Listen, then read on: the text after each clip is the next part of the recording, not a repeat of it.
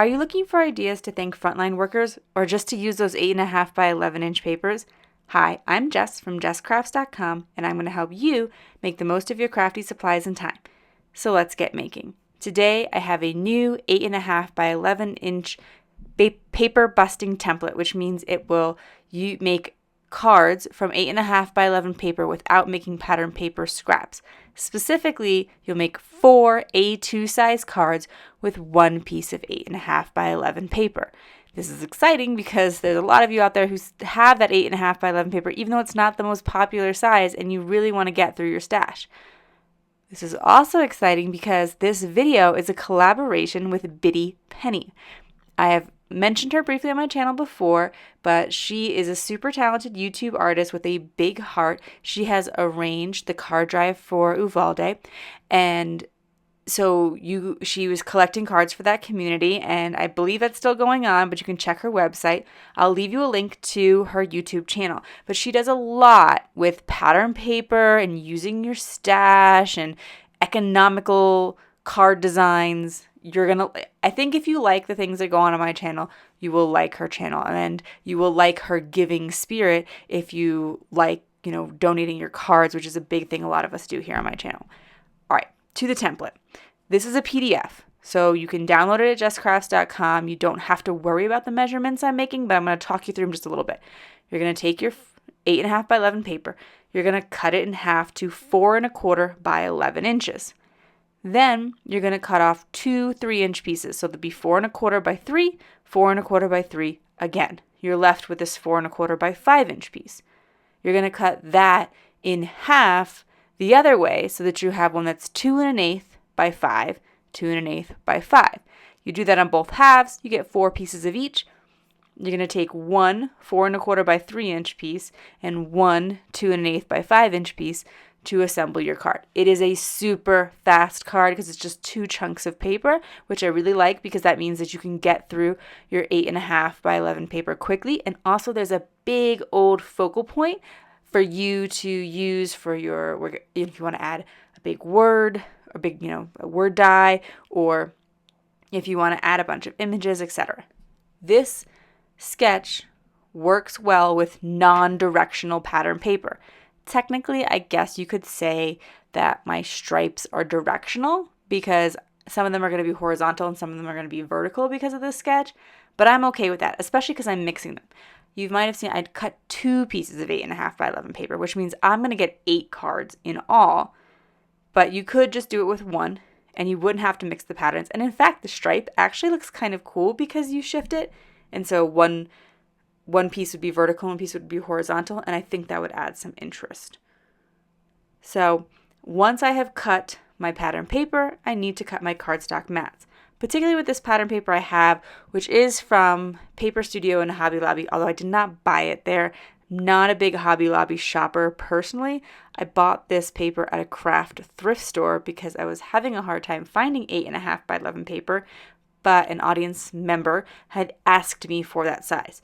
So feel free to make requests if there's a particular size pattern paper out there that you want to see templates for and I don't yet have templates for, because at JessCrafts.com, in addition to these 8.5 by 11s, which I'm just getting started because there's some non-directional ones coming, I have so many more ideas. I have 6 by 8 paper, 6 by 6 paper, 12 by 12 paper, and then for slimline, A2, 5 by 7 mini slimline cards. Like, hopefully I have something for you, but if there's something else you want, like a new size of paper, card, or whatever, always feel free to drop suggestions. It might take me a while to get to, because like I said, I have more templates than I have time to make videos for, because I'll just, an idea will pop into my head and I'll sketch it out and maybe get the template ready and haven't made a video yet.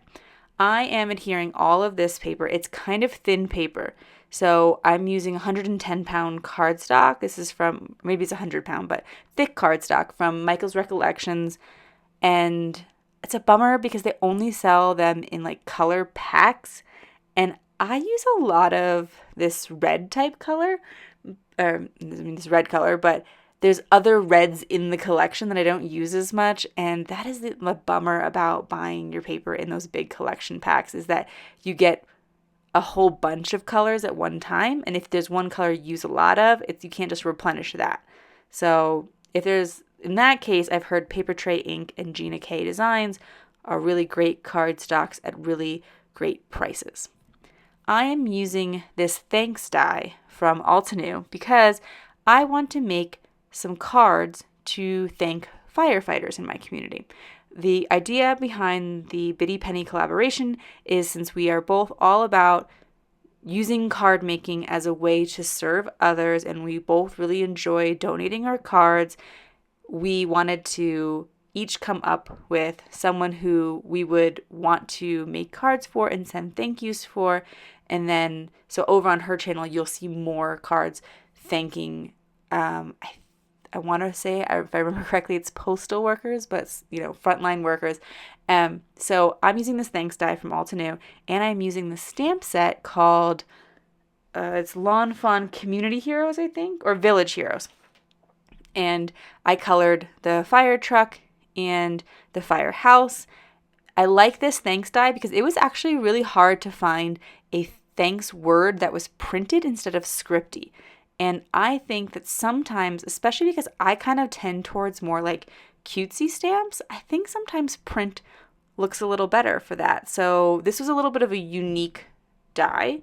And that's why I just wanted to call that out in case if you see a lot of the scripties, but scripty's not so much your thing, because Lawn Fun has a super cute scripty things as well. But I also like the outline, and a lot of the thanks dies that I found out there do not have the background die as well. And that to me really helps the sentiment stand out.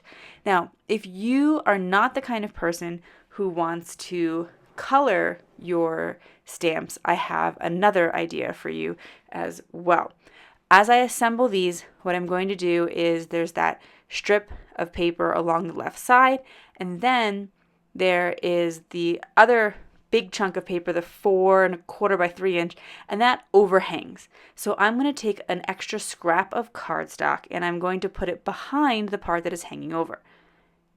If you don't always want to color your images, although I really think that Lawn Fawn Village Hero set is cute, and 100% of the profits go to Feeding America, so you're doing a good thing by buying that stamp set.